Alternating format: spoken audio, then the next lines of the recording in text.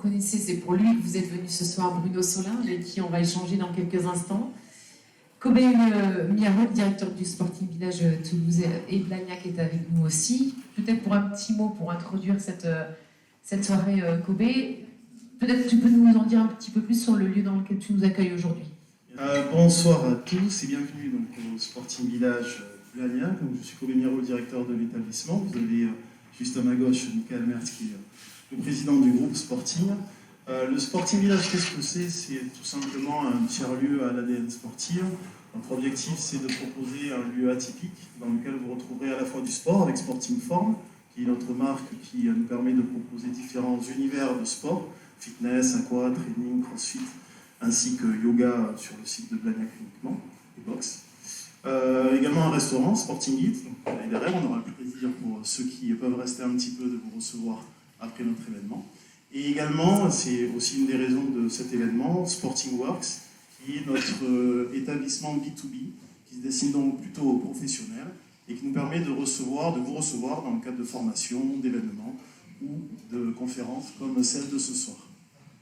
Alors, ce soir, c'est un parole d'expert. Pour ceux qui étaient là en fin d'année dernière, on était en face à face avec M. Onesta, Claude Onesta. Ce soir, c'est un parole d'expert et notre expert, c'est Bruno Solin. Un mot peut-être de cet événement et du pourquoi Bruno Solin, je crois que vous connaissez bien. Alors, pourquoi Bruno? Tout simplement parce qu'il n'a pas débuté, mais en tout cas, un de ses premiers bureaux était au Sporting il y a maintenant une quinzaine d'années, je dirais. On avait organisé d'ailleurs en 2010 un événement dans lequel il était partenaire qui s'appelait les experts de vos événements d'entreprise. On était donc dans une offre commerciale que l'on proposait pour accompagner nos clients dans la performance commerciale, parce que business, donc, on parlera nettement mieux que moi, est spécialisé dans la performance commerciale. Donc Bruno, c'est un ami avant tout, et aussi évidemment un expert dans le cadre de la formation, dans le cadre de la digitalisation notamment. Mais ça, j'en dis pas plus parce que vous avez une heure d'intervention avec mon cher ami. Merci Kobe. On te laisse t'asseoir pour profiter de la suite d'événements. Non, donne ton micro à Bruno, il va en avoir besoin, parce que je vais poser quelques questions, mais c'est lui qui va faire la conférence. Bruno, je vous en prie, installez-vous. On va s'installer tous les deux, même s'il y a du monde qui va assister à notre conversation, c'est l'objectif, et je précise évidemment qu'à l'issue de cet échange, vous pourrez poser toutes vos questions à Bruno, il est là également pour ça. Bruno, bonsoir. Bonsoir. Vous êtes le fondateur et CEO de Business, un organisme de formation professionnelle leader de la formation nouvelle génération en France et à l'international, qui est devenu une marque du groupe Actual. D'ailleurs, Bruno, vous êtes aujourd'hui le CDO, le Chief Digital Officer, pardon pour mon anglais, du groupe Actual, qui vous a confié la création d'Actual Digital pour porter sa stratégie et accélération numérique. Et puis, vous avez également rejoint le board de France Digital, on y reviendra. Et sur votre compte LinkedIn, vous expliquez que quand vous avez du temps, vous utilisez votre cerveau et votre argent pour l'investir dans des entreprises, des équipes et des projets formidables. Bref, une vie d'entrepreneur bien remplie, j'ai envie de dire. Car oui, entrepreneur, c'est foncièrement ce que vous êtes, convaincu que la connaissance et la compétence peuvent changer la vie des individus et des entreprises, comme elle a changé la vôtre, et on va y revenir. En effet, à ce stade, il me semble peut-être important de préciser que vous êtes un décrocheur scolaire qui n'a plus honte de le dire, et je dirais même qu'il l'assume totalement. Et pourtant, ça n'a pas toujours été le cas. Dans ce livre qu'on vous a mis ici, Wake Up, que vous avez écrit et sur lequel on va revenir longuement ce soir, vous expliquez qu'à la question « Quels sont tes diplômes, Bruno ?», vous avez d'abord menti. Pourquoi ? Bonsoir déjà. Merci Priscille, on se connaît bien aussi. Merci à Mika et Kobe, c'est des amis, à Salim aussi. Donc on est un peu en famille ici. Donc, même si on a un petit comité, c'est quand même chouette. Oui, j'ai un parcours atypique. Donc c'est ce que je dis toujours quand je raconte mon histoire. Je la partage parce qu'il y a 100 000 décrocheurs par an en France depuis à peu près 20 ans. Donc forcément, j'ai toujours été vu par cette particularité. Et puis moi, j'ai mis un peu de temps, et en effet, à l'assumer. Pourquoi ? Parce que je pense que c'est pas facile de le faire. Aujourd'hui, c'est un petit peu mieux parce que le monde a évolué. Mais moi, quand j'ai démarré, si on n'avait pas une école de commerce, c'était difficile psychologiquement, je pense d'ailleurs, de l'assumer, quoi. Donc Au début, oui, je l'ai dit dans Wake Up, j'ai menti. Quand je prenais des rendez-vous, je pense à Jacques, d'ailleurs mon ami qui est ici dans la salle. Peut-être que j'ai appelé Jacques en lui disant Bruno, t'as fait quoi? Oui, j'ai fait Subdeco. Parce que la plupart du temps, on me posait cette question, on me disait avez-vous fait l'école de commerce? Et en fait, je me disais que si je répondais non, je n'étais pas invité au rendez-vous. Donc oui, j'ai menti pendant quelques années. Les écoles, c'était un espèce de passeport qui vous aurait ouvert l'école Je pense qu'il y a il y a deux trucs. D'abord, moi, j'avais le complexe de ne pas avoir eu une scolarité traditionnelle, classique, voire successful. Et puis, il y a la vie dans laquelle on est qui fait que parfois, vous êtes identifié par rapport à vos diplômes, votre parcours professionnel, votre argent, votre style vestimentaire, etc. Donc, voilà, la combinaison des deux ont fait que j'étais assez agile. On va dire j'avais des soft skills, comme on dit. Et je disais, je disais. Et puis le paradoxe, pour terminer là-dessus, Priscille, c'est que le jour où je l'ai assumé, et quand ma boîte a commencé à marcher, etc., là, pour le coup, j'étais pour plein de gens un ovni. Donc on se disait, waouh, c'est génial, comment on fait pour avoir cette réussite sans diplôme? Donc voilà. Alors on va en parler justement, on va reprendre les choses depuis le début. Là on a été assez général. Moi je voudrais qu'on revienne sur cet élève que vous étiez, parce qu'on va parler d'éducation également ce soir. Avant d'être ce fameux décrocheur scolaire, vous étiez plutôt un bon élève qui aimait l'école, qui était bien intégré dans l'école. Qu'est-ce qui s'est passé? Alors, tout allait bien. Non, mais moi je suis toulousain, j'ai des parents de milieu modeste, mais qui m'ont toujours apporté tout ce qu'il fallait, quoi. Et globalement, jusqu'à l'âge de 12 ans, j'avais un parcours plutôt tradi. Et j'ai eu un accident de vélo qui était un accident grave. Donc, mettez un casque en vélo, n'oubliez pas, et en trottinette. Et j'ai eu un accident qui m'a privé d'école pendant 1 an. Donc, je ne suis pas allé à l'école. Et à ce moment-là, quand je suis revenu à l'école, j'avais d'abord des problèmes de mémoire importants. Et j'avais perdu mes amis, perdu mes repères, etc. Donc là, j'ai redoublé. Et puis, finalement, derrière, ça s'est enchaîné avec un décrochage, j'allais dire traditionnel, parce que ma mère suivait beaucoup les recommandations de l'éducation nationale, que je salue au passage, mais de manière très bienveillante.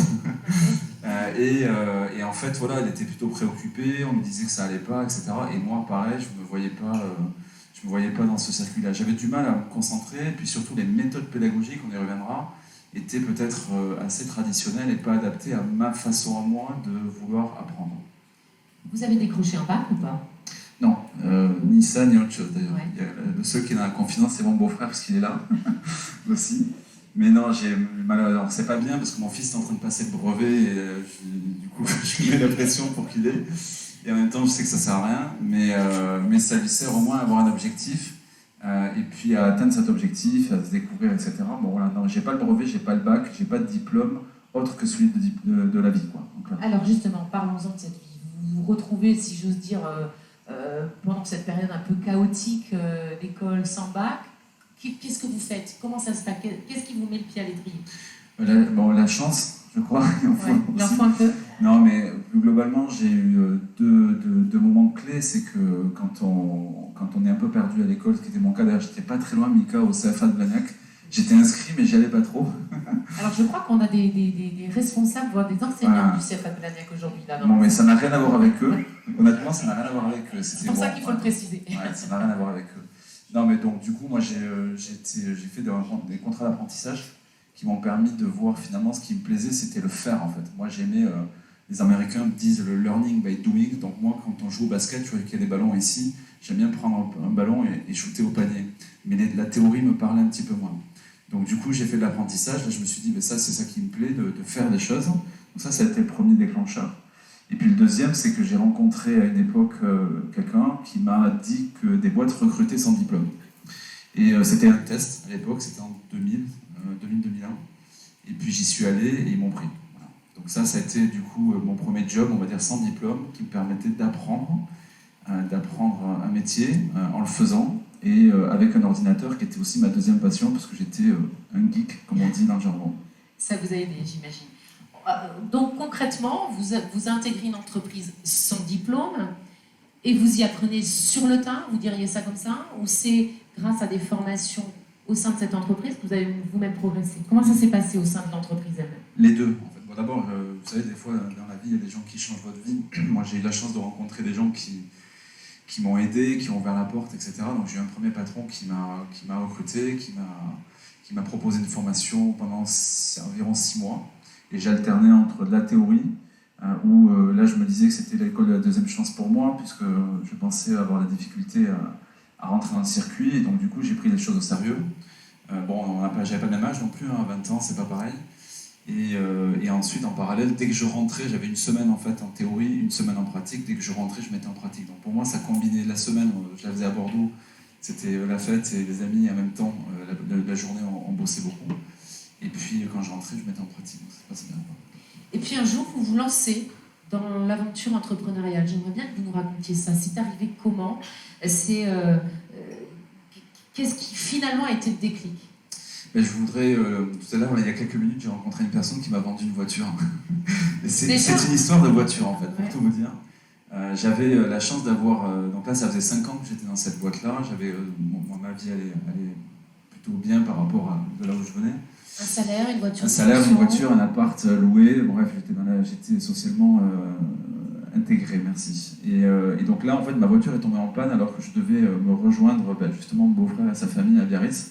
Et je suis monté dans la voiture d'un entrepreneur qui m'a fait un covoiturage. Blablacar n'existait pas à l'époque. Et puis je l'ai écouté me raconter sa vie comme ce soir, de manière un peu égocentrique, je vous raconte la mienne. Et à la fin du trajet, il m'a dit « Mais tu m'as posé beaucoup de questions, pourquoi tu veux entreprendre, toi aussi, il était entrepreneur ?» Et je lui ai dit « Bah oui, moi c'est ça que je veux faire en fait, moi je veux être entrepreneur. » Donc il m'a laissé sa carte, et puis 15 jours après, alors que j'étais dans une salle de formation à Narbonne, dans un nouveau hôtel, mais en fait, je l'ai appelé à la pause et je lui ai dit « Ça y est, j'ai une idée, si vous pouvez m'aider, je viens vous voir, je vous raconte mon idée. » Alors, c'était quoi cette idée? C'était pas génial au début. C'est ce que je me suis dit après, surtout quand j'ai rencontré Christophe aussi, qui est un ami là. Alors, il y a beaucoup d'amis ce soir, ils sont tous là, c'est que d'amis. Non, mais c'était pas génial. En fait, c'était mon idée, c'était moi, j'avais deux passions. J'ai toujours été dans la tech d'une certaine manière. Alors à l'époque, j'étais plutôt un gamer dans les jeux vidéo. Et puis, je sortais d'un parcours où je me disais que finalement, l'accès à la connaissance et à la compétence, c'était fondamental, en fait. Quand on avait la chance de pouvoir être formé, à l'école ou ailleurs, forcément, c'était utile. Donc, j'ai mixé les deux en me disant, finalement, il y a un problème, c'est que la formation en entreprise, alors à l'époque, moi, j'étais formé dans une entreprise, je trouvais que c'était utile, mais que je trouvais que c'était trop descendant, trop ennuyeux, pas assez digitalisé, pas assez gamifié, donc au sens ludopédagogique. Je me suis dit, moi je veux faire ça, je veux rendre la formation plus attractive, plus sexy, plus moderne et plus performante aussi, puisqu'évidemment une entreprise qui paye de la formation à ses salariés, elle en attend une forme de ROI. Et donc voilà, c'est ça que j'ai raconté à ce monsieur à l'époque, qui était investisseur. Et ça, c'est business? Et ça, c'est devenu business, donc le nom traduisait sa vocation. Un côté très la formation d'entreprise doit être performante et utile. Et en même temps, le Z, c'était pour en faire un truc un peu plus moderne, un peu plus rigolo, et d'utiliser justement la tech pour ça, un téléphone portable, un ordinateur, pour former mieux en utilisant la technologie et sans frontières, puisque justement l'avantage c'est que le digital n'a pas de frontières, ce qui nous a permis avec le temps après d'aller en dehors de nos frontières. Mais ça, c'était quand? C'était fin 2007 à peu près.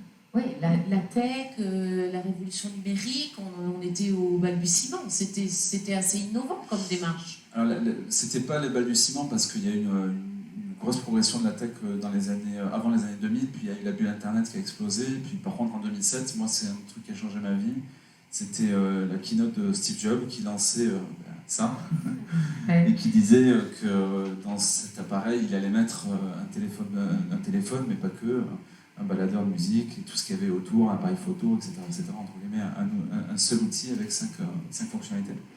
Donc voilà, donc moi ça m'a donné envie, je me suis dit que cet objet et l'ordinateur pouvaient être utiles pour former mieux et plus. Alors vous créez business, on a bien compris.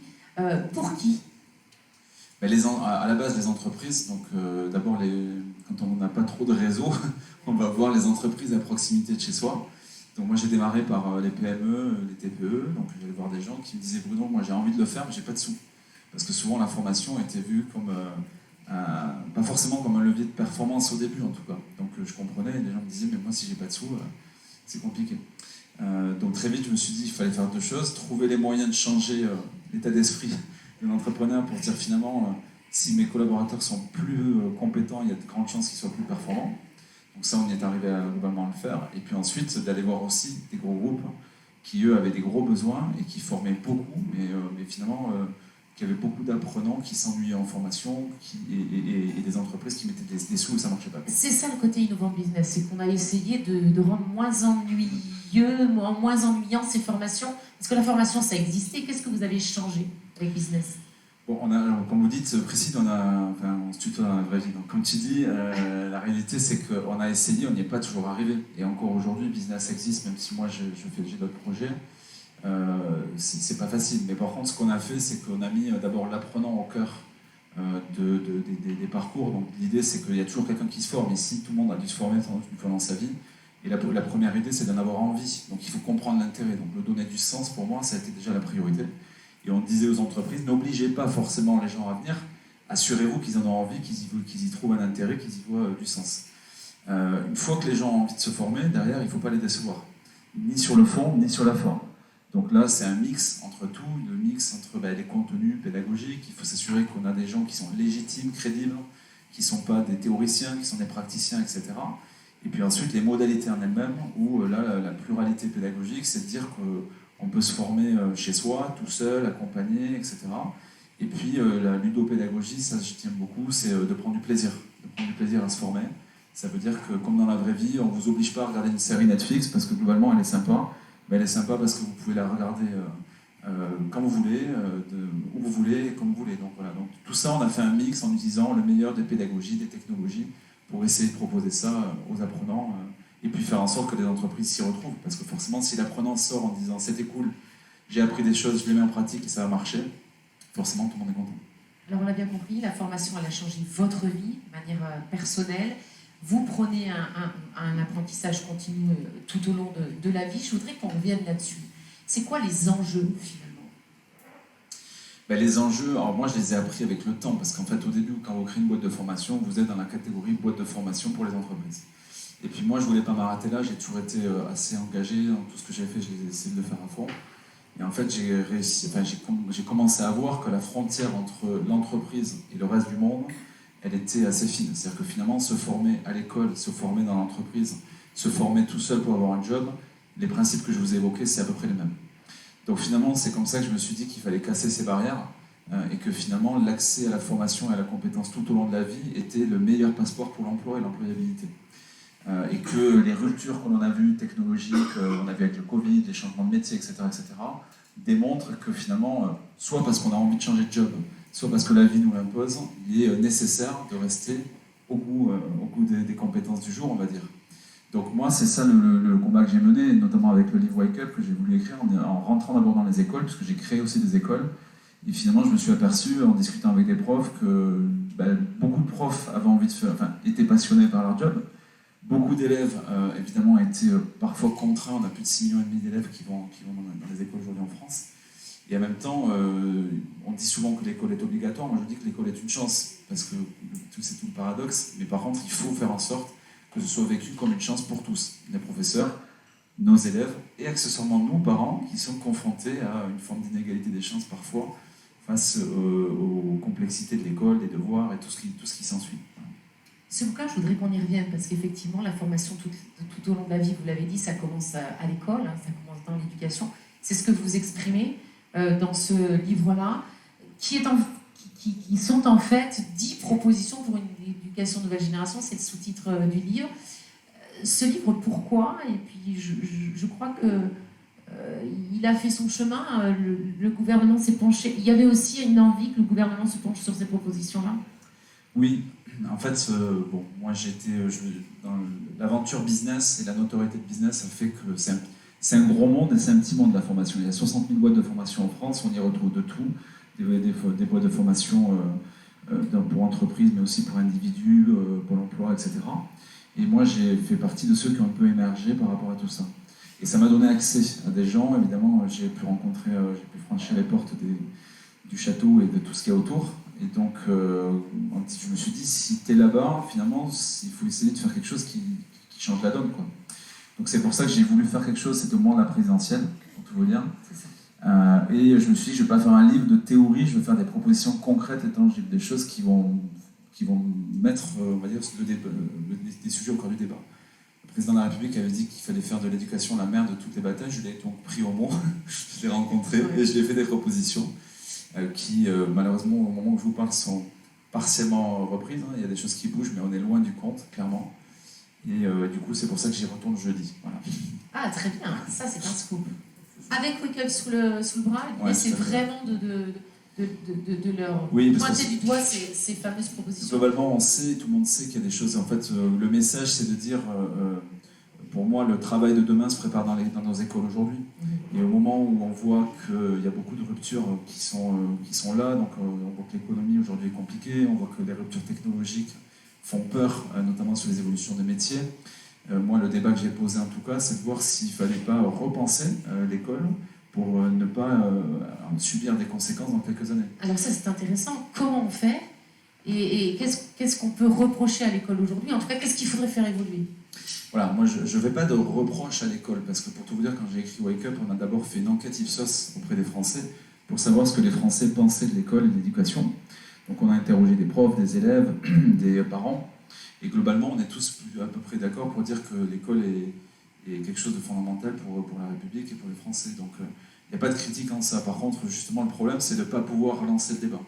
Donc, le débat qu'on a plutôt lancé, c'est de se dire qu'est-ce qui marche bien, sur quoi il faut capitaliser, et à l'inverse, qu'est-ce qui marche moins bien. Donc, déjà, on est allé interroger des entreprises. Et les entreprises, elles nous disent aujourd'hui, on a du mal à recruter, on a du mal à garder des gens, on a du mal à former, etc. Donc, on s'est dit, du coup, il faut créer des compétences de demain dans nos écoles.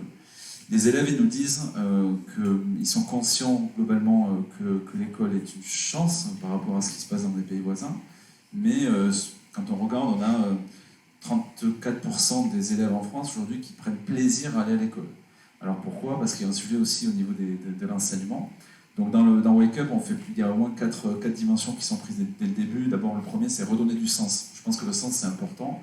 À tous les étages de la fusée, ça sert à quoi l'école? Comment ça marche? Donc, on a des profs on n'a jamais eu autant de démissions au niveau de l'éducation nationale.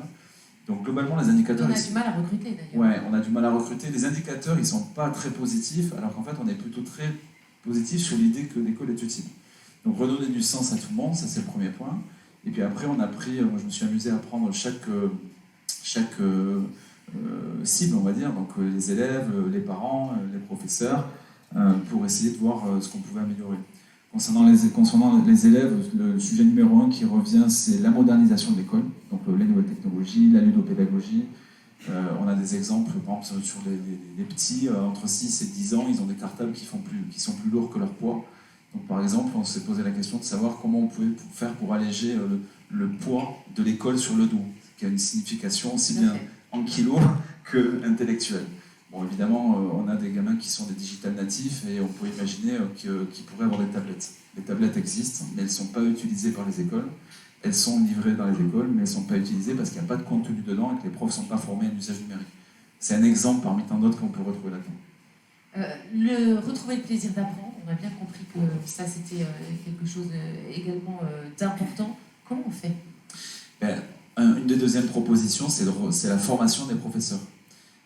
Puisque évidemment, moi j'ai été étonné, j'ai fait partie d'une délégation du ministère de l'Éducation qui est partie à l'exposition universelle à Dubaï.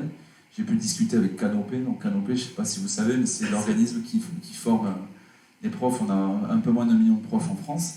Et finalement, quand on voit le rythme de formation des professeurs sur leurs compétences comportementales, sur leur style d'animation à l'heure du XXIe siècle, on voit qu'il y a peu ou pas de formation. Donc j'ai envie de dire, s'il y avait un truc à faire, c'est reformer les profs sur des nouvelles méthodes pédagogiques. Parce qu'on enseigne aujourd'hui comme on enseignait il y a 50 ans, en fait, ou à peu près. Bon, alors, pour être transparent, j'ai fait, il y a 4-5 ans, on m'a proposé de faire une émission de télé sur les startups et on m'a refait faire mon parcours. Donc je suis retourné à mon école. Et en fait, pas grand-chose a changé. Et ça, c'est un peu dommage. Alors, c'est pas le cas de partout.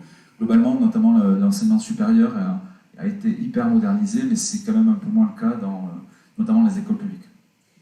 En tout cas, on ne doit plus former aujourd'hui comme on formait hier, ça paraît évident. La révolution numérique, elle a forcément changé la donne? Oui. C'est un facteur à prendre en compte inévitablement. Il y a 2 chiffres à connaître. Vous avez 55 millions de Français qui sont connectés aux réseaux sociaux et plus de 62 millions de Français qui disposent d'un téléphone portable. Et en moyenne, on y passe entre 3 et 5 heures par jour. Donc forcément, ça change la donne. Et qu'est-ce qu'on fait dedans? Ben, tout, parce qu'on fait tout. Aujourd'hui, on le voit, on peut aller chez le médecin, on peut commander à manger, on peut acheter un bouquin, etc., etc. Donc oui, ça change la donne, clairement. La relation des individus avec le numérique est là. Et une des raisons qui fait que j'ai écrit aussi Wake Up, c'était un livre que j'avais lu de Bruno Patino. Je vous invite à le lire si vous ne l'avez pas lu, qui s'appelle La civilisation du poisson rouge, qui met en lumière que vous avez 95% de la population mondiale qui consomme un outil numérique, mais 5% d'entre elles à peine qui la maîtrisent. Et si j'ai écrit Wake Up moi, c'est pour trouver la bonne combinaison, en disant il faut moderniser l'école à travers tout ça, et en même temps, il faut augmenter la maturité numérique des Français, et des élèves, des profs, et des parents, etc., pour lutter contre cette aliénation numérique qui nous guette, voire même qui est là au quotidien, et qui fait qu'aujourd'hui, des fois, vous voyez des gens qui passent plus de temps à regarder leur téléphone qu'à regarder la vraie vie, qui sont plutôt dans un monde virtuel où il y a un monde réel, qui sont aliénés par exemple, une notification qui intervient dans une conversation qui vous empêche de suivre la conversation, voire des parents qui donnent le téléphone portable à leurs enfants pour être tranquilles et boire l'apéro, ce que je comprends parce qu'on l'a déjà fait, mais qui a des conséquences aussi. Mais ça, c'est le risque, parce qu'on n'est pas formé à cette révolution numérique et Oui. aux nouveaux outils numériques, on les consomme comme on les consomme, c'est ça que vous dites? Tout à Il fait. faut être formé. Mais il faut comprendre les enjeux, en fait. Aujourd'hui, il faut passer de... l'idée, c'est d'éviter d'avoir un maximum de poissons rouges. Donc, c'est sûr que quand on connaît la manière dont fonctionnent les réseaux sociaux, dans la manière dont fonctionnent des algorithmes, par exemple, puisque les algorithmes, c'est une des clés, le machine learning, l'adaptative learning, etc., ça vous permet de dire « Ah, ok, je sais », donc d'être en pleine conscience, en pleine lucidité pour savoir si on veut passer 5 heures sur un téléphone portable ou si on a le droit de récupérer son temps, parce que le sujet des GAFAM que je connais un petit peu, c'est la privation de temps. En fait, le but, c'est d'attraper votre temps. Et quand on fait du business, on n'a qu'une envie, c'est de dire moi, je vais pousser des pubs et on va espérer que les gens vont les voir. Mais le temps, c'est important dans la vie et il faut en être maître. C'est ça l'idée, en tout cas. Je voudrais qu'on revienne sur la méthode de formation. On a bien compris qu'il fallait qu'elle évolue, mais ça ne veut pas forcément dire faire table rase du passé. C'est ce que vous expliquez très bien dans Wake Up. Mais ça passe donc sans aucun doute par l'appropriation du numérique, vous venez d'en parler. Aujourd'hui, force est de constater quand même que le numérique, il a créé des fractures pédagogiques, non? Alors, il y a deux trucs. D'abord, il y a une fracture numérique en France. Ce que je suis en train d'évoquer sur la maturité, c'est que, quoi qu'on dise, même si beaucoup de gens sont occupés d'un téléphone portable, très peu d'enfants sont occupés d'un ordinateur, par exemple. Et la fracture numérique, elle est souvent aussi intellectuelle. On consomme, mais on ne sait pas, on a des usages qui sont peu pas maîtrisés. Je vous donne un exemple. On a aujourd'hui, dans la boîte avec laquelle je travaille, on a fait une étude dans une entreprise pour savoir le niveau de maîtrise des salariés du digital. Oui. Donc quand on pose la question, d'abord on a beaucoup de gens qui ne nous répondent pas avec franchise parce qu'ils ont peur d'être mis de côté en se disant si je déclare que je ne maîtrise pas tel ou tel support digital, je me mets en défaut. Oui, ils ont peut-être même honte, parce qu'aujourd'hui c'est presque honteux de ne pas savoir se servir de ces outils. Et on a fait l'enquête sur une centaine de TI et de PME, et on a 25% des utilisateurs qui maîtrisent le scroll de la souris. Le scroll de la souris, c'est ce qui permet de monter ou descendre un écran. Ça veut dire qu'une bonne partie d'entre eux ne le maîtrisent pas. Et à l'inverse, aujourd'hui, aux États-Unis, par exemple, et ça va nous arriver en France, vous avez sans doute entendu parler de ChatGPT, puisqu'on en parle beaucoup sur l'intelligence artificielle. Et on va en parler. Voilà. Et les États-Unis, par exemple, aujourd'hui, notamment en Silicon Valley, vous avez 5 fois plus de chances de trouver un emploi quand vous maîtrisez ChatGPT que quand vous ne le maîtrisez pas, tout simplement parce que l'entreprise considère que vous êtes beaucoup plus productif en maîtrisant l'intelligence artificielle qui travaille plus vite à votre place que si vous-même vous êtes au cœur des fractures numériques. Donc, un des enjeux, c'est de réduire cette fracture numérique, d'augmenter les niveaux de connaissances et de compétences des Français par rapport à ça, donc de les former, ou qui s'auto-forment, pour être à la fois en pleine conscience et en même temps de les maîtriser dans leur job pour rester, pour développer leur employabilité. En même temps, le digital, ça va très très très très vite, c'est pas vous qui allez me contredire. Comment on fait pour ne pas être dépassé? La formation, oui, mais il faudrait presque se former en continu. Je ne sais pas si c'est bon. Oui, après, je pense que la formation tout au long de la vie, la formation continue, c'est pas que le digital. Justement, j'ai publié 2 jours sur les réseaux sociaux un truc qui m'a fait marrer, où on voyait un immeuble en construction aux États-Unis et on demandait à ChatGPT de finir cet immeuble. Et en fait, ça montre bien qu'il y a d'autres choses que le digital. Et je pense que les compétences comportementales, on l'a vu au moment du Covid, hein, le jour où on a été privé de se voir, d'échanger, de partager, etc. Le téléphone, on faisait des Skype, je me rappelle avec Mika, on faisait des apéros à distance, on avait marre, quoi. Donc non, je dirais que pour moi, c'est ce que j'évoque aussi, c'est le mix qu'il faut trouver, le bon équilibre, ce que j'appelle le figital. Donc le figital, c'est le meilleur de l'humain et du digital. Pour ça, pour moi, il y a une prise de conscience de dire que oui, l'accès à la connaissance et à la compétence, c'est fondamental. Le digital peut aider, c'est-à-dire que les gens qui vous disent aujourd'hui « mais moi, j'ai pas le temps de me former », c'est pas vrai. Enfin, c'est vrai, mais c'est pas vrai. C'est-à-dire qu'aujourd'hui, vous avez des outils qui sont gratuits en ligne, vous pouvez vous former sur tout un tas de sujets, et vu que vous passez entre 3 et 5 heures sur votre téléphone portable, vous avez la possibilité d'avoir accès à la connaissance et à la compétence, ce qui n'était pas le cas. Donc c'est d'utiliser les deux, en disant « ok, se former, c'est utile parce que ça va me permettre peut-être, face aux crises, face à tout un tas de défis que la vie nous impose, d'être capable d'être plus agile, plus fort pour se renforcer. Et en même temps, le digital est un outil qu'il faut prendre à sa juste mesure et qu'il faut aussi un peu dominer dans tous les sens. Est-ce qu'il n'y a pas des patrons, des managers aussi, qui se disent que pendant que leurs salariés sont en formation, ils ne sont pas là à travailler? Est-ce que tous les managers aujourd'hui, ou les patrons aujourd'hui, ont cette lucidité de se dire qu'il faut former aujourd'hui ses salariés? J'en suis pas convaincue, c'est pour ça que je vous pose la question. Non, tu as raison, Christine, mais je dis, moi, mon avis... Pour certains, c'est parfois une perte de temps, oui, voire une perte d'argent. Hein. Mais c'est vrai, mais d'abord, ils n'ont pas toujours tort. Parfois aussi une perte de temps. En fait, moi, il y a des trucs qui m'ont toujours fait marrer. Parfois, je posais la question dans des boîtes où il y avait quelqu'un qui partait en formation, qui revenait, et son manager lui dit, bon voilà, tu pars lundi en formation, oh putain, merde, on va perdre du temps, tu rentres jeudi, putain, dépêche-toi, faut tout rattraper. D'un côté, je comprends, et de l'autre, finalement, la question qu'il doit se poser, c'est finalement, c'est quoi le but de partir en formation? C'est, comme disent les Américains, c'est le why. Pourquoi je vais en formation? Donc je pense que là aussi, aujourd'hui, on a essayé de le faire à une époque avec Business, et la boîte continue de le faire sans moi aujourd'hui, mais c'est redonner du sens à la formation. Des fois, j'ai posé la question, l'autre jour j'étais à Paris dans une conférence, il y avait 100 DRH dans la salle, je leur ai dit, combien de fois vous avez refusé de mettre en place un dispositif de formation? Globalement, les gens étaient là en disant, ben non, c'est pas notre job de refuser. Je dis, c'est votre job de refuser si les conditions ne sont pas réunies. Donc c'est un mix, c'est-à-dire que je ne veux pas mettre tous les managers ou autres dans le même panier, parce que c'est pareil, il y a des managers qui sont envoyés dans des formations et ils n'en ont pas besoin parce qu'ils sont plutôt bons dans leur job. Donc moi je suis plutôt pour ce que je vais appeler l'adaptative learning. L'adaptative learning, c'est de former les gens à leurs besoins, en fonction de leurs envies aussi, parce je suis pour une responsabilisation de chaque individu sur l'accès à la connaissance et à la compétence. Je suis contre la formation mouton, de dire qu'il faut former tout le monde de la même manière. Par exemple, voilà, on est au Sporting ici, il y a peut-être une centaine de salariés, j'en sais rien. Mais évidemment, chacun a un parcours, chacun a des appétences plus ou moins différentes. Donc, le premier message, c'est une stratégie formation. Une boîte, c'est de se dire finalement, la formation, c'est de se dire si le premier capital de la boîte, à part les clients, c'est les collaborateurs, ça mérite une stratégie. Ça mérite de poser le débat. Mais ça veut dire quoi, Bruno? Pardon, je te coupe. Mais pour bien comprendre, ça veut dire qu'il faudrait mettre en place pour chaque salarié un plan de formation qui fixerait des objectifs aussi ou... Je pense qu'un dirigeant... Un truc un peu à la carte, c'est-à-dire lui a plutôt besoin de ça, lui a plutôt besoin de ça. Oui, enfin, quand je dis stratégie, c'est moi j'ai plein d'amis, il y en a dans la salle qui sont entrepreneurs, donc forcément, ils ont à cœur de faire en sorte que leurs salariés se réalisent tout au long de leur parcours dans la boîte.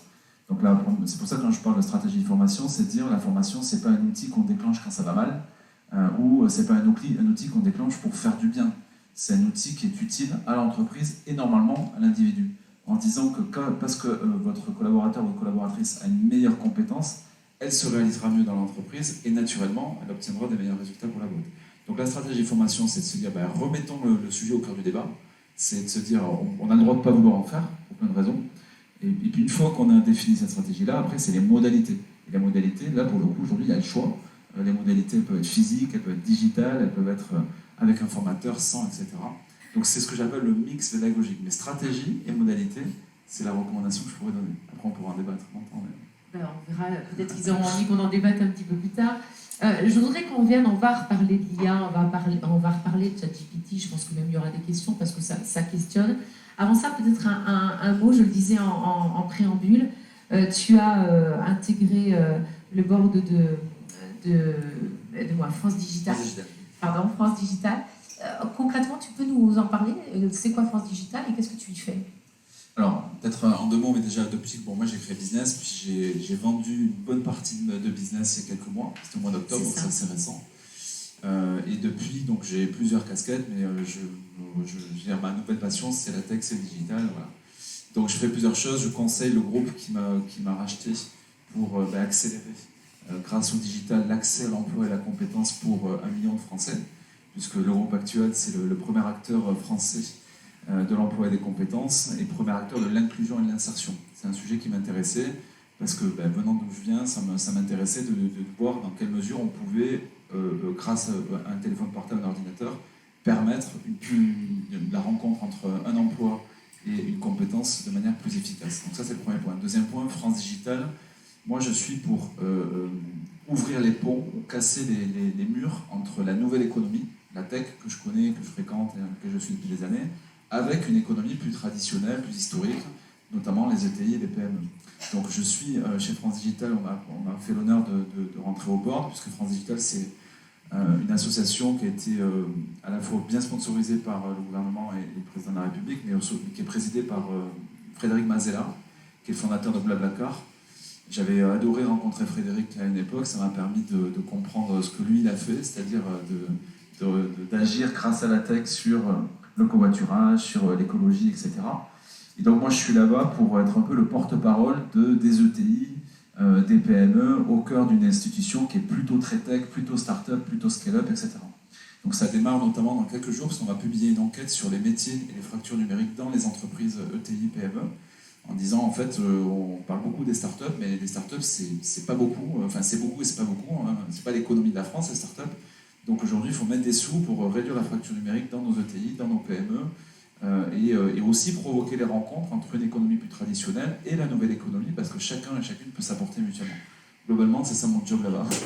Qu'est-ce qu'ils peuvent s'apporter justement, l'un et l'autre? Je vais donner des exemples, mais ici, on n'est pas dans une start-up, sauf si Mika me contredit. Même s'il a un état d'esprit start-upper. Mais tu vois, typiquement, c'est intéressant parce que quand il m'a fait visiter les locaux ici, je sais, on est de la même génération, on est amis, on en a souvent parlé, il a le souci d'apporter un environnement de travail où les gens se sentent bien. Ça, c'est un esprit start-up, puisque c'est des choses qui sont venues de la nouvelle économie en se disant, avec des patrons qui se disaient, moi, j'ai envie de prendre du plaisir quand je bosse et j'ai envie que les gens en prennent aussi. Et en même temps, ça ne fait pas de Mika une start-up, puisqu'il a les mêmes préoccupations que notre. Donc, typiquement, c'est bien mixé. Je pense que l'un et l'autre peuvent amener. La start-up, son principe, c'est une entreprise qui démarre, mais qui cherche l'ultra-croissance, qui va se focuser sur son produit, son client. Quand parfois les entreprises, on va se focuser sur plein de trucs autour, ou se disperser. J'en ai été le produit parce que moi, j'ai envie de dire, je vous dis souvent que l'échec est un diplôme et que j'ai tellement appris de mes échecs que si c'était à refaire, je ferais différemment. Donc moi je pense qu'aujourd'hui il faut permettre justement, parfois j'ai rencontré des startups qui me disent mais moi j'ai un super produit, ce qu'on fait c'est génial, on a levé des millions d'euros. Et la première question que je leur pose c'est combien t'as de clients? C'est quoi ton chiffre d'affaires? C'est quoi ton résultat? Ah non mais moi j'ai pas besoin de clients. Ah si, comme tout le monde. Aujourd'hui on voit bien que ça a ses limites quand les tuyaux financiers se réduisent. Donc globalement il y a plein de choses à apprendre. Donc le fameux future of work, la manière de considérer un peu mieux les humains, leur relation au travail, etc., c'est quand même plus tourné dans la nouvelle économie.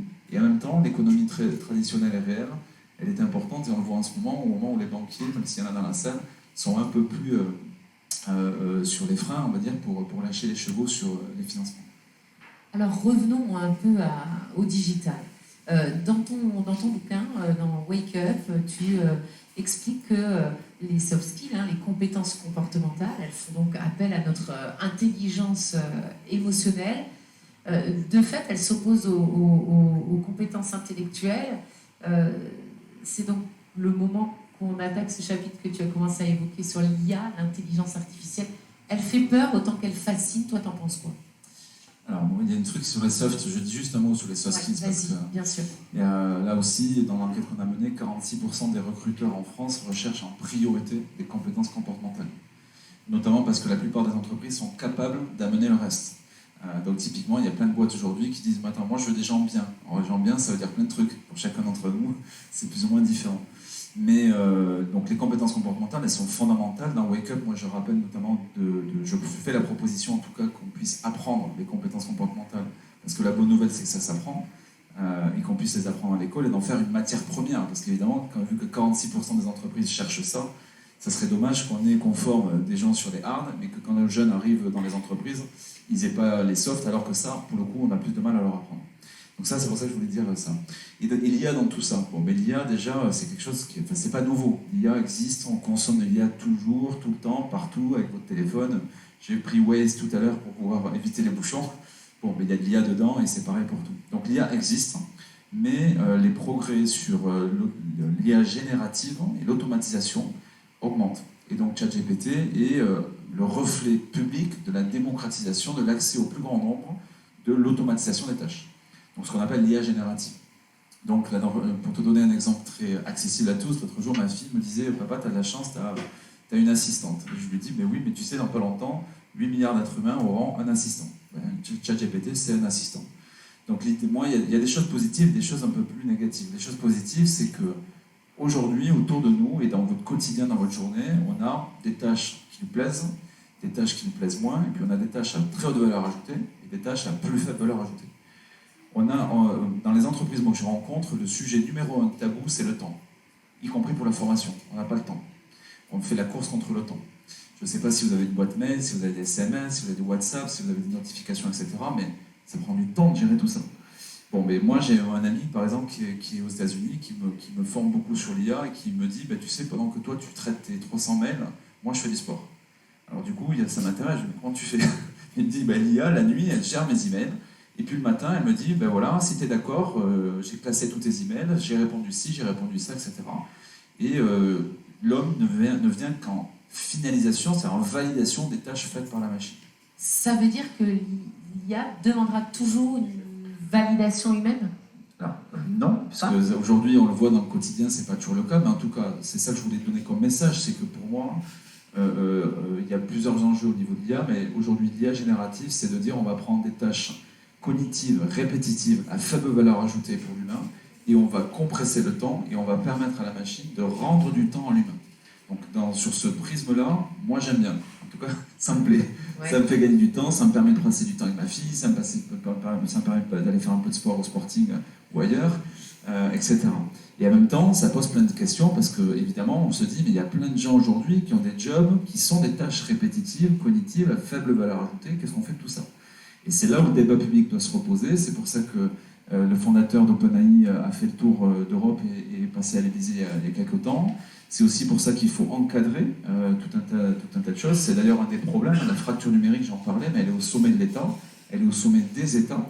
Et une des premières propositions qu'on a fait avec Alberton School, qui sont les écoles numériques qu'on a créées, c'est de former nos dirigeants. Parce que la réalité, c'est que nos 400 et quelques députés, qui sont au cœur de nos lois, n'ont pas toujours la maîtrise de tout ça. Et la législation, concrètement, n'est pas adaptée. Je vous donne un exemple concret qui est dans le livre, désolé, parce qu'il est un peu tard, il n'y a pas d'enfant, je peux en parler. La réalité, c'est qu'aujourd'hui, un enfant, avec une lettre, peut accéder à n'importe quel site porno en France, que quand vous arrivez sur un site porno, la seule chose qu'on vous demande, c'est avez-vous 18 ans, et que dans la vraie vie précise, si tu te présentes devant un endroit interdit aux mineurs, tu auras heureusement quelqu'un qui te dira « tu rentres pas ». Mais aujourd'hui, sur une simple déclaration de « oui, j'ai 18 ans », tu as accès à tout ce que tu peux imaginer. Donc ça, là je prends l'exemple qui parle à tout le monde, mais c'est de se dire, la tech c'est ça aujourd'hui. Et la fracture numérique, les poissons rouges, c'est de dire comment on remet tout ça au cœur du débat, comment on fait en sorte que ceux qui ont fondé ce progrès-là et ces risques-là, on redonne de la conscience à tout ça. Je vous invite à voir un reportage qui est très parlant là-dessus, qui est sorti il y a 3 ans, qui s'appelle « Derrière votre écran de fumée ». J'aime bien parler de ça, de choses très concrètes, mais derrière votre écran de fumée, vous tapez ça sur YouTube ou sur MyCanal et vous verrez ça. Et globalement, vous avez tous les acteurs de la tech, enfin les plus connus, qui sont préoccupés en disant on a créé quelque chose qui est génial, mais dont on perd le contrôle aujourd'hui. Donc un des enjeux liés, c'est ça. Parce que quand même eux le disent et le verbalisent, pour nous, simples utilisateurs, si j'ose dire, c'est quand même assez flippant.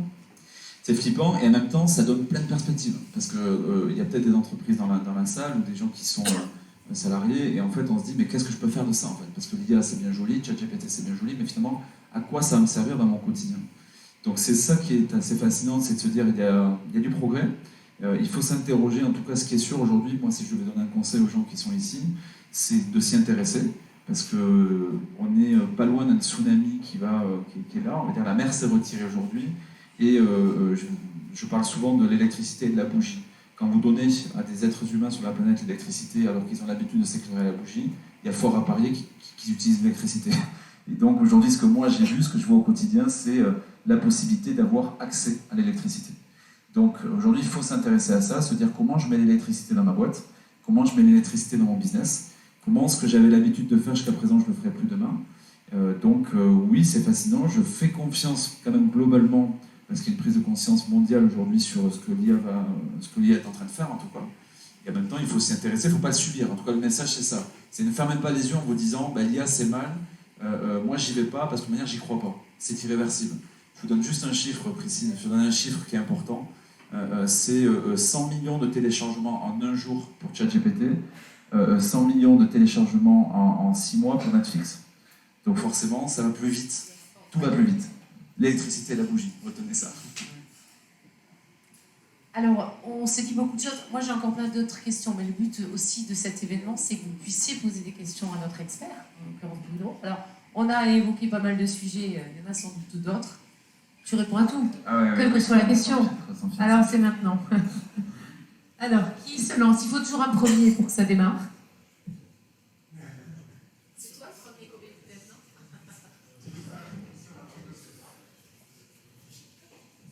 Il faut toujours une petite question. Pour en revenir sur ChatGPT, est-ce que certains d'entre vous l'ont testé, essayé ou regardez ça? Oui. Bon. Et alors? Est-ce qu'il y a des formations sur ChatGPT qui existent ou qui sont à venir? Alors oui, déjà en fait ChatGPT c'est un business aujourd'hui. Donc forcément si vous tapez formation de ChatGPT sur Google, vous allez en trouver beaucoup. Donc oui, il y en a. Après il y a des endroits qui sont plus ou moins... il y a un manque de maturité sur l'usage puisque aujourd'hui il y a plusieurs versions dans cet outil-là. La meilleure des formations c'est de le tester déjà. Donc aujourd'hui je vous annonce que il y a l'application est disponible puisque jusqu'à présent c'était plutôt web. Maintenant, si vous allez sur les stores Google ou sur les stores Apple, voilà, vous pouvez télécharger ChatGPT avec une version gratuite qui vous permet déjà d'avoir la version appli, qui fait que globalement, vous allez beaucoup moins rechercher sur Google et vous allez beaucoup plus rechercher sur ChatGPT. Les jeunes commencent à bien le connaître. Mon fils, l'autre jour, m'a dit qu'il avait, parce que les écoles n'acceptent pas ChatGPT pour le moment, en tout cas, mais nos élèves, enfin nos enfants y vont. Donc il y a des formations, on peut s'auto-former soi-même, et puis je pense que les entreprises, en tout cas moi je prends le cas du groupe actuel, chaque mois on classe le nombre de requêtes demandées au niveau support informatique. Et depuis un mois, la requête numéro 1 c'est puis-je utiliser ChatGPT, comment utiliser ChatGPT, donc l'histoire des 100 millions, l'histoire de l'électricité, ça va arriver tout seul. Vous allez avoir des demandes, vous avez déjà des gens dans votre boîte qui l'utilisent. Donc oui, en effet, je vous invite à poser la question, à vous poser la question de savoir comment ChatGPT peut, en tout cas l'IA générative, peut être au cœur de votre stratégie. Moi, j'invite dans tous les cas toujours les entreprises à avoir une stratégie digitale. Et si vous l'avez, de ne pas oublier de poser le sujet de l'IA. Alors, je vais parler pour moi en attendant que quelqu'un lève la main. La journaliste que je suis a très peur de ChatGPT. Je l'ai testé. J'ai rentré quelques mots-clés sur un article sur lequel je buguais un peu. J'ai été effarée, ébahie, je ne sais pas comment dire, par l'article que m'a sorti ChatGPT. Il n'empêche que il m'a semblé évident qu'il faudra de toute façon une relecture, de toute façon un être humain qui retravaille tout ça, en l'occurrence moi pour cet article-là. Mais est-ce que ça ne risque pas d'amener à une petite mort certains métiers? Est-ce que c'est pas le risque? Il y a deux choses dans ce que tu dis. Si, il y a un risque. Enfin, moi, je ne veux pas parler à la place des fondateurs d'OpenAI, mais oui, il y a un risque, clairement. C'est pour ça que je parle de la formation tout au long de la vie. Je pense que le progrès, il y a des métiers aujourd'hui qui existaient hier, qui n'existent plus aujourd'hui. La robotisation a changé la donne. Maintenant, il y a encore des robots dans nos usines et il y a aussi des gens qui vérifient le travail des robots. Donc, est-ce qu'il y a un risque sur l'emploi à cause de l'IA? La réponse est oui. Donc il faut le dire concrètement. Du coup, c'est pour ça aussi qu'il y a une évolution à faire par rapport à ça. Ensuite, concernant ta requête, j'ai fait la même puisque ma belle-mère est journaliste, tu le sais. Donc elle s'est amusée. Alors au début, elle m'a dit non, etc. Puis maintenant, elle utilise ChatGPT. Et là, aujourd'hui, il y a un peu de tout, parce que d'abord, les versions publiques que vous avez sont des versions qui sont peu ou pas totalement abouties, donc forcément, elles comportent beaucoup d'erreurs, d'interprétations, etc. Voilà. Et donc, ouais, à date, en tout cas, c'est un outil qui peut aider. On a beaucoup de journalistes qui utilisent déjà ChatGPT pour plein de sujets. Et en même temps, l'IA ne s'arrête pas à ChatGPT. Donc, mon message, c'est que tous les métiers vont être concernés par l'automatisation des tâches et l'IA générative, d'une certaine manière. Tous les métiers rédactionnels qui font appel à une réflexion pour aller chercher de l'information, pour traiter de l'information, etc., sont concernés. Et en même temps, le débat qu'on a ce soir est la meilleure des preuves. On aurait pu très bien poser la question, et j'ai posé la question de savoir, pour ceux qui sont gentiment venus ce soir m'écouter, de savoir si ChatGPT pouvait raconter ma vie. Et vu que je ne suis pas trop moins connu que Claude Onesta, c'est pas le cas. donc voilà, le débat qu'on a ce soir, ça remplace pas. Ça, c'est l'interprétation, c'est les questions, c'est les mots. Une IA, c'est une IA, c'est une informatique. Enfin, c'est de l'informatique. Donc il manque tout l'avant, le pendant et l'après. Voilà. Exactement. Alors, il y avait une question. Pardon, allez-y. Bonsoir, Sporting Immobilier. Moi, j'ai deux questions parce qu'il y a plein de volets dans ton intervention. La première, sur la partie formation, est-ce que justement, une des grandes problématiques qu'on a sur la formation, que ce soit à l'école ou dans les entreprises, c'est pas la formation des formateurs, justement. Parce qu'on a tous des exemples où on a été au collège, au lycée, on a eu des profs qui nous ont passionnés à des matières, et où sur l'année suivante, on était totalement inintéressé, et c'est plus lié à la personne qu'on a en face, plutôt qu'à la matière elle-même ou au contenu. Donc ça, c'est une première question. Et la deuxième chose sur ChatGPT, tu as parlé tout à l'heure de métiers à valeur ajoutée. Je voudrais prendre le contre-pied de ça, parce qu'aujourd'hui, si on prend le métier de coiffeur et le métier de radiologue, on va tous se dire que la valeur ajoutée elle est plutôt sur le métier de radiologue, surtout quand on a un cancer. Par contre, on sait lequel des deux va se faire défoncer par ChatGPT. C'est pas le coiffeur. Alors, merci en tout cas ces deux questions, super. Bon, la première j'ai deux anecdotes sur la première. Donc, moi, quand je suis rentré dans le monde de la formation, je ne me suis pas fait que des amis. Et notamment parce que si j'ai créé une boîte de formation, c'est que je trouvais globalement que la formation était ennuyante et que j'avais pas eu la chance toujours d'avoir des formateurs qui en tout cas m'avaient motivé à plusieurs titres. J'avais vu un film comme vous qui s'appelle Le Cercle des Poètes Disparus, et quand j'avais assisté à une conférence un jour où il y avait une image où on voyait des élèves sur la table ou pas. Donc j'ai une autre anecdote aussi par rapport à ça, c'est un jour je suis rentré dans à l'époque j'allais voir si les formations se passaient bien, et puis à la pause je vais voir mon formateur et je lui dis ça va aujourd'hui? Il me dit ouais, ils sont pas trop en forme les apprenants. Je dis c'est eux ou c'est toi? Bon, il m'a pas répondu, mais en fait le problème c'était le formateur. Donc oui, clairement, des fois j'ai souvent dit l'avenir de la formation c'est l'apprenant. Donc ça plaisait pas à mes formateurs, et puis après ils ont compris. Quand j'ai commencé à mettre des outils numériques et digitaux, ils m'ont dit tu veux tuer notre métier. J'ai dit non, je vais sublimer votre métier, c'est pas pareil. Donc tout ça pour dire qu'aujourd'hui, les formateurs se forment pas assez, globalement, les profs non plus, que les méthodes pédagogiques évoluent parce que l'apprenant évolue, parce que les technologies évoluent, donc je peux que vous rejoindre sur ce principe-là. D'ailleurs, pour vous faire une petite blague, parce que c'est tard, vous connaissez la différence entre Dieu et un formateur? Christophe, tu la connais peut-être toi? Très bon, va. Ouais, je vous donne la réponse, c'est que Dieu ne se prend pas pour un formateur. Voilà, c'est QFD. Donc non, voilà, donc vous avez raison. En tout cas, moi dans la boîte que j'avais créée, on s'était aussi, enfin en tout cas, on a créé une école de formation. Et je dis ça, c'est pas du formateur bashing, évidemment, c'est de dire être formateur, c'est un métier génial. C'est plutôt être un facilitateur. Moi, je cherchais pas des théoriciens, je cherchais des praticiens, je cherchais pas des sachants qui racontent et qui poussent des slides. Je cherchais des gens qui font vivre une expérience. Donc il faut les former, il faut leur donner des outils. Donc ça se pratique beaucoup. Donc ça, c'est pour la première question à laquelle je souscris complètement. Le deuxième sujet sur l'IA, oui, ce que vous dites de manière, c'est vrai, et c'est pour ça on parle beaucoup des cols blancs, parce que la réalité, c'est que moi, il y a plein de choses qui m'ont motivé à amener mon entreprise dans le groupe actuel, mais la première d'entre elles, c'est que c'est un des leaders du monde des cols bleus. Donc les cols bleus, c'est que moi, je ne connaissais pas, donc c'est les gens qu'on applaudissait, notamment au moment du Covid, Mais c'est évidemment partout, enfin, des métiers plutôt manuels. Et donc, pour ces métiers-là, l'IA, elle est loin, quoi. Enfin, on s'en fout, quoi. Et c'est vrai que les radiologues aujourd'hui sont complètement concernés. Donc c'est aussi ça c'est le monde dans lequel on est aujourd'hui. Il faut de tout pour faire un monde, comme on dit. Donc ceux qui peuvent s'inquiéter aujourd'hui, au moment où on se parle, sur s'il n'y a pas de remise en question, c'est plutôt les cols blancs. Le boulanger, avoir ChatGPT, ça n'a pas changé sa vie. Et en même temps, il y a plein de métiers qui sont des métiers comme ça, qui n'ont pas d'argent pour faire de la pub, pour faire du marketing, pour acheter des mots-clés sur Google, pour se faire connaître. Moi, j'ai un pote à moi qui est boulanger, et il ouvre des boulangeries, mais comme tout le monde, il a besoin de se faire connaître. Et là, pour le coup, c'est des choses qui vont être beaucoup plus accessibles et moins coûteuses et moins onéreuses. Donc voilà. J'ai une question. 1, 2, ça marche. Vous m'entendez? Ouais. Oui.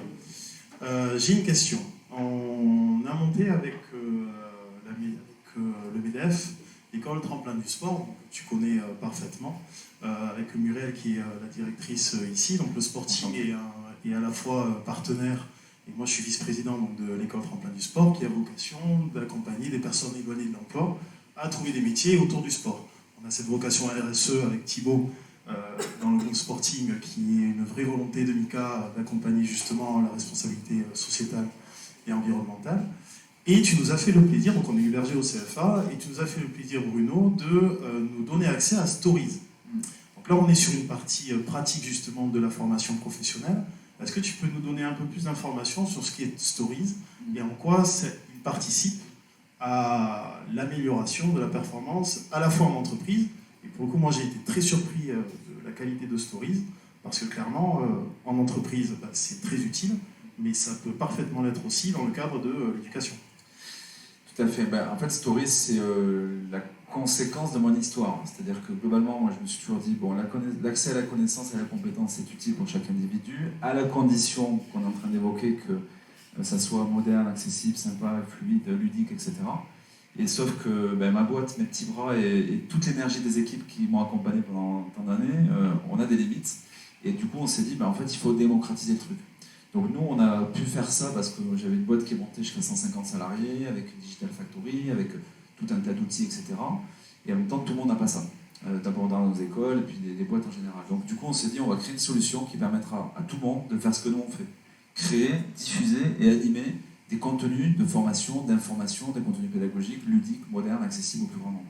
Donc Stories, c'est une solution qui permet finalement de créer de la formation moderne, sympa, sexy, de la diffuser. Donc pour des formateurs, par exemple, qui ne sont pas à l'aise avec, par exemple, un des éléments clés, ce qui n'est pas forcément le cas des formats qu'on a ici, mais ça fait partie du jeu, c'est l'interactivité. L'interactivité, moi j'ai toujours dit, poser la question à un apprenant, de savoir ce dont il a besoin, ce qu'il a envie, ce qu'il fait, etc., il saura vous répondre. Donc Stories, ça permet par exemple de créer des contenus interactifs qui permettent à chaque individu, où qu'il soit sur la planète, on va dire, de donner son avis et de suivre un parcours en corrélation avec sa réponse et son avis. Donc voilà, en gros, à quoi sert Stories? Démocratiser ce que j'ai appelé à l'époque la formation de nouvelle génération. Et je vous invite largement à découvrir Stories, parce que c'est vrai que pour l'apprenant, c'est très intéressant parce qu'il a du contenu directement digital, et on a un circuit de e-learning avec des jeux interactifs qui permettent de mieux se former plus facilement. Ça permet au formateur de suivre l'évolution également de son apprenant. Tout à fait. Et c'est vraiment plutôt très efficace. Alors, il y en existe d'autres, parce que depuis, ça se démocratise heureusement. Mais voilà, c'est vrai que ça fait partie des outils qui peuvent être utiles. Pas que de la formation, parce que la frontière formation, éducation, communication, information. Très souvent, je rencontrais des patrons de grosses boîtes qui me disaient je vais diffuser une vidéo de moi qui raconte mon plan stratégique, ma vie, mon œuvre et mes ambitions. Et en fait, moi, ce que je leur disais, c'est ce qui est intéressant, c'est de savoir ce que les gens en pensent, en fait. Mais pas forcément le nombre de vues. C'est, Jacques, quand je t'ai connu, tu pouvais diffuser à des gens, puis tu vas t'aller dire, il y a 1000 personnes qui ont vu, en fait, qu'est-ce que les gens en ont pensé? Ça suscite quoi chez vous, ce que je vous raconte en termes de stratégie de boîte, etc. Donc le but, pour moi, suprême, c'est l'interactivité, c'est la personnalisation de l'apprentissage. C'est à ça que sert ce genre de solution, pour une info ou pour une formation.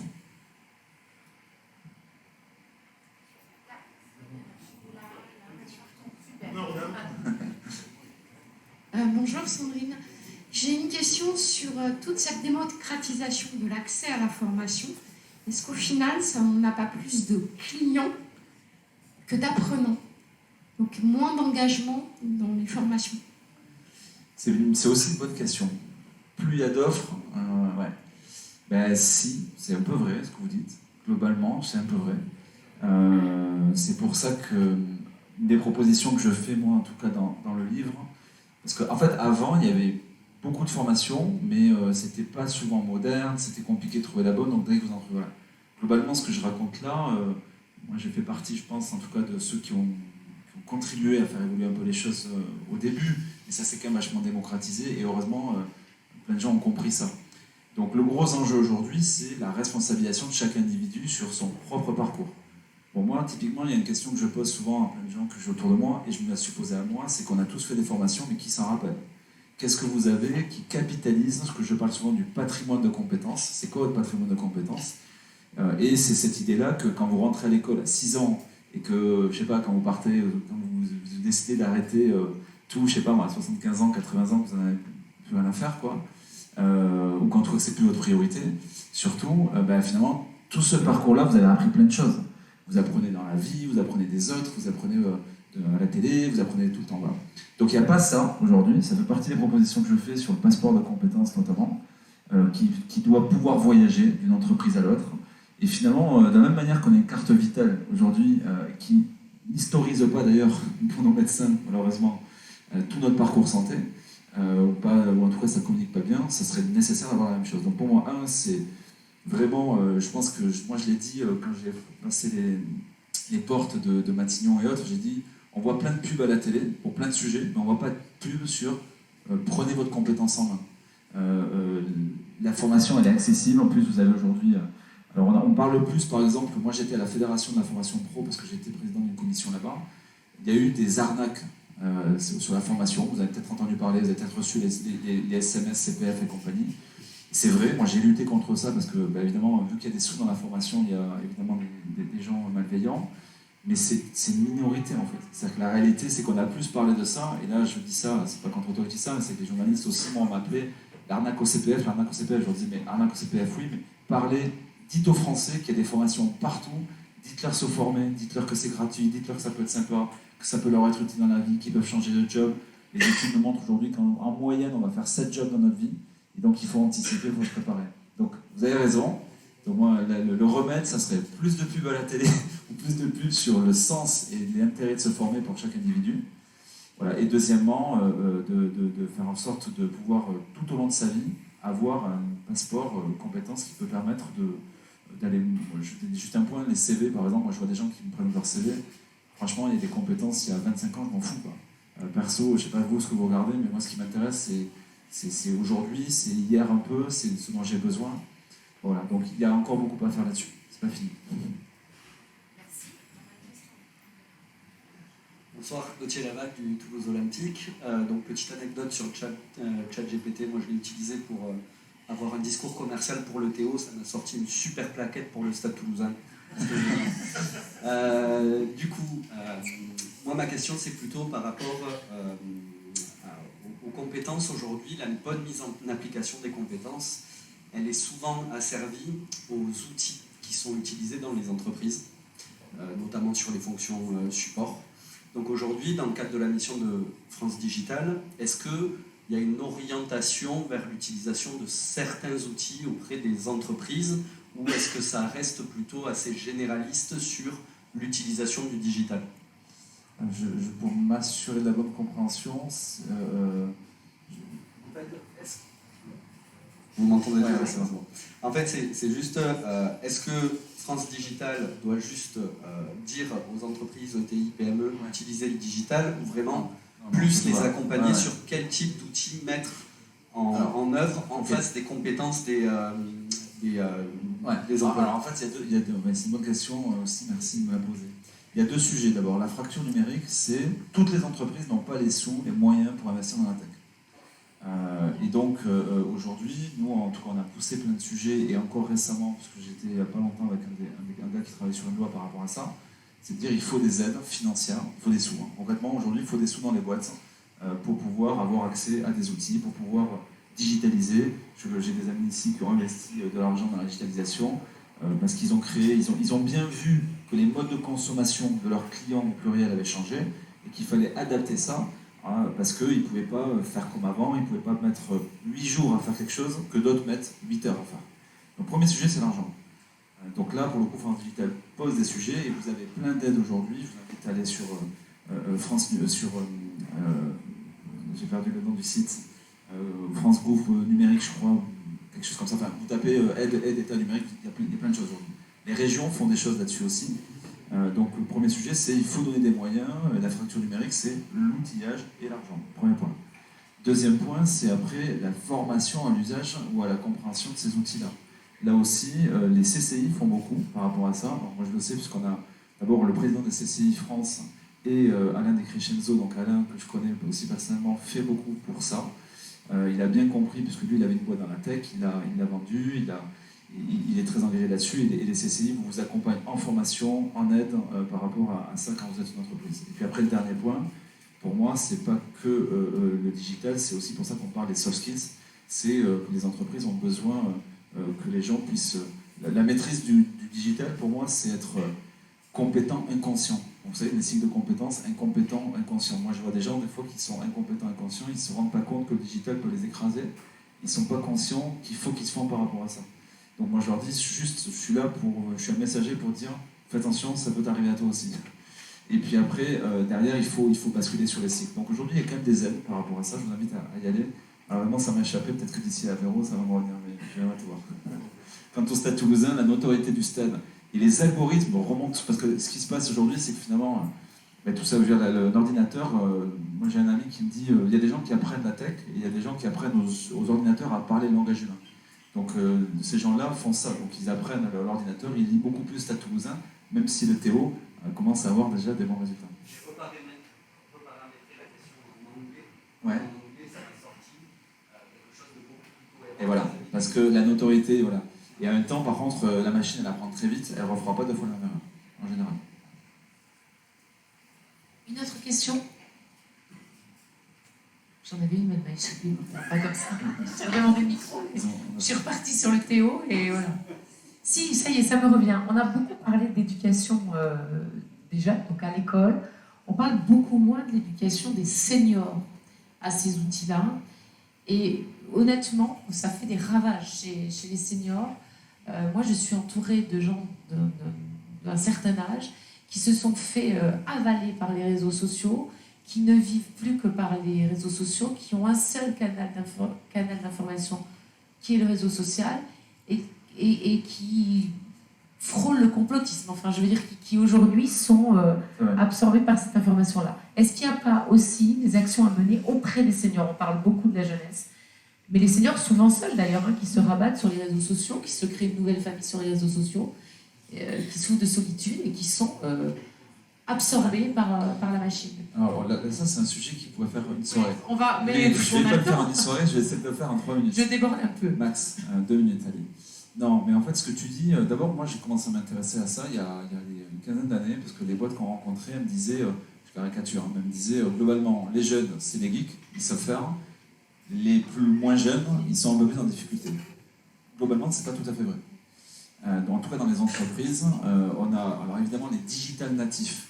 Donc ceux qui sont nés avec un téléphone portable ou avec accès Internet sont beaucoup plus usagers, mais ils ont un usage plus personnel que professionnel.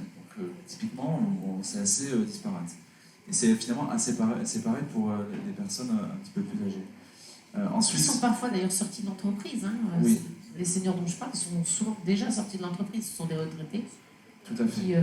Je vous invite d'ailleurs, je cite des livres ce soir, mais à lire Petite Poussette de Michel Serres, que tu connais peut-être, qui est un philosophe malheureusement qui a disparu il y a quelques temps, mais qui justement mettait en lumière avec un autre ouvrage qu'il avait fait qui s'appelait C'était mieux avant, et qui pour le coup prenait le contre-pied. Finalement, pour moi, de mon point de vue, c'est évidemment... alors, il y a des différences parce que sur les usages, les digital natifs sont plus à l'aise.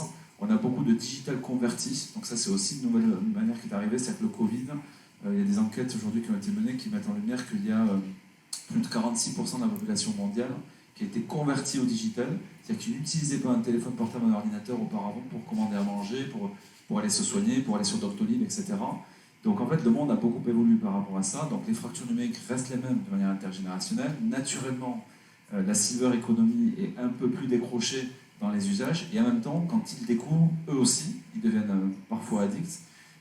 Et donc il y a aussi beaucoup à faire là-dessus. Donc je te rejoins. Globalement, le sujet il est intergénérationnel et c'est pas aussi simple que de dire les jeunes d'un côté maîtrisent, les autres, ça dépend des usages, ça dépend de l'environnement. Donc en tout cas, c'est pour moi sans frontières à ce niveau-là. D'autres questions? Ou on va boire un verre? Je sens qu'on va boire un verre.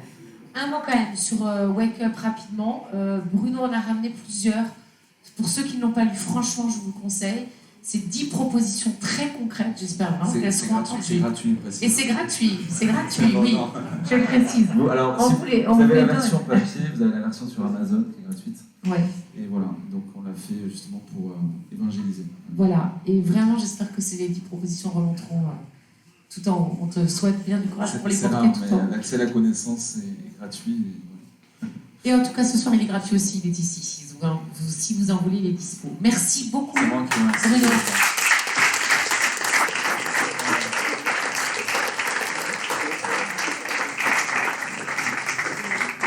Merci à tous. Et surtout, je tiens également à remercier Priscille Lacombe, qui nous accompagne sur tous les événements de ce type au Sporting Village de Blagnac. C'est une amie, journaliste, et qui est parfaite pour ce type d'exercice. En tout cas, on aura le plaisir de vous recevoir sur cet événement. Donc, on a 2 principes d'événements, parole d'experts et en tête-à-tête, qu'on organisera trimestriellement, je l'espère, au Sporting. Et vous serez bien entendu les bienvenus systématiquement sur cet événement pour découvrir ce magnifique lieu, Sporting Village de Blagnac, qui est le petit frère du Sporting Village de Toulouse, que certains connaissent évidemment. Le bar est ouvert, le restaurant également. Encore une fois, merci à tous et à très bientôt.